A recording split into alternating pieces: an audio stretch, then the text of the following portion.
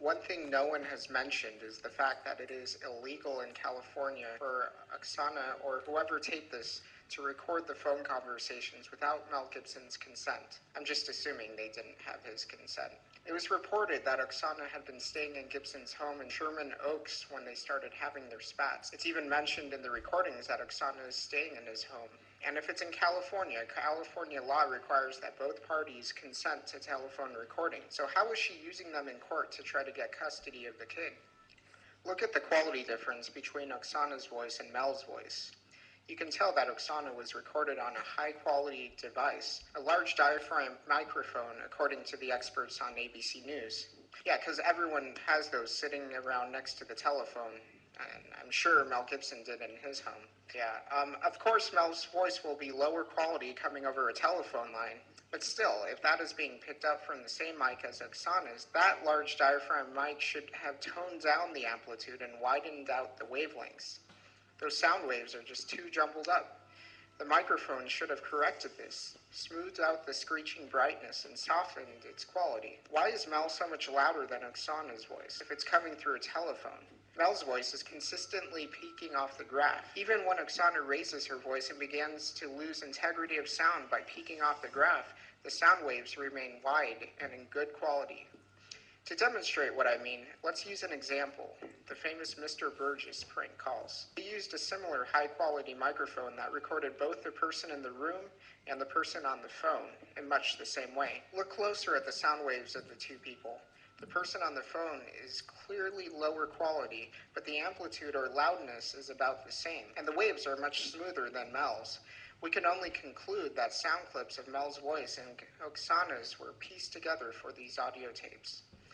In the first tape, I noticed two different quality recordings of Mel. It appears like Mel's rants were pieced together from at least two separate recordings.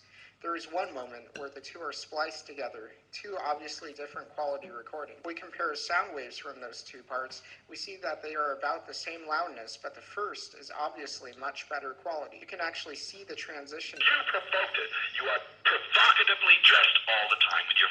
The third tape has a bright ringing in the background when Mel talks, a ringing that fades when Oksana starts to talk. This ringing disappears later in the recording altogether. We can tell where the pieces of Mel's rants start and end by tracking the background ringing in each audio tape, which fades in and out. Listen closely to the background static just after Gibson speaks in this part of tape 2. You had foreign bodies in there? Correct. I isolated that static and repeated it. Listen to the pitch. You can see how this static fades out and the sound wave smooths to better quality silence. Now take this part from the same tape where the static disappears after Oksana stops speaking. What? I didn't. The sound waves smooth out a lot, indicating the only background noise came through Oksana's microphone. Now let's add 20 decibels to both background statics and compare them. There's a big difference. In the second tape, the static is almost completely gone. Listen to the silent spot in this part. Never worked with you! No! Listen to me.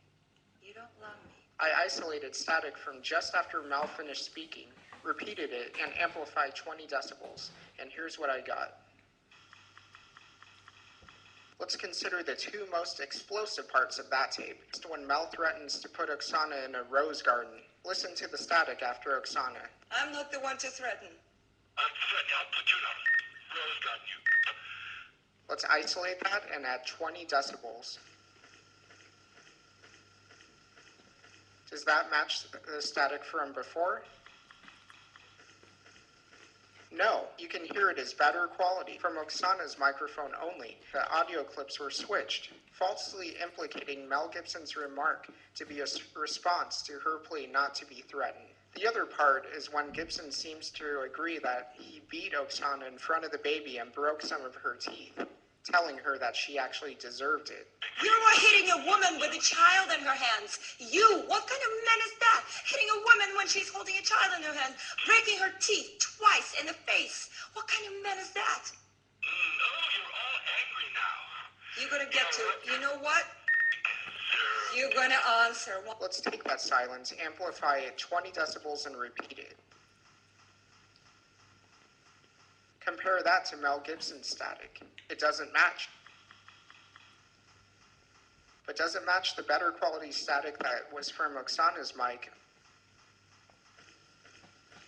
Yes, it's the same pitch. That clip was inserted and had nothing to do with her claim that he beat her.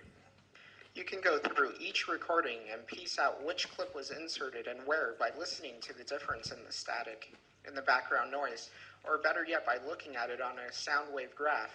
This explains why Gibson seemed to scream short phrases at the end of tape 1 that weren't really related to each other. They seemed insane. Or in tape 2, where Gibson takes offense at being called mean, when him being mean never had even come up in the conversation. This fits more appropriately in tape 5, when he seems to react to being called mean. Again, remember, you can never trust what Oksana is saying here, that that's what she really said. Just after this in tape 5, he calls her a bunch of nasty names, which is more appropriate for tape 3, because in tape 3, she goes off about being called a bunch of horrible names by Mel, but he didn't even call her those names in that conversation. It's all very mixed up. At the end of tape 2, after the clip of Mel Gibson falsely saying she deserved getting beaten, and then falsely threatening to put her in a rose garden, he tells her to get a restraining order. And then he immediately says, "For what? What are you going to get a restraining order for?" Even without the difference in background static, we can tell that these two phrases were taken out of context because they just don't make sense next to each other. Also in tape 2, she says she will go to her friend Alicia's. Mel's response to this is very bizarre. Then I will go to Alicia's right now. Why don't you off to that delicious? She was making eyes at me. She'd me in 5 seconds. He suggests, why don't you go to your friend Alicia's, as if he was just bringing it up, and then insists that Alicia was trying to flirt with him, as if they had just been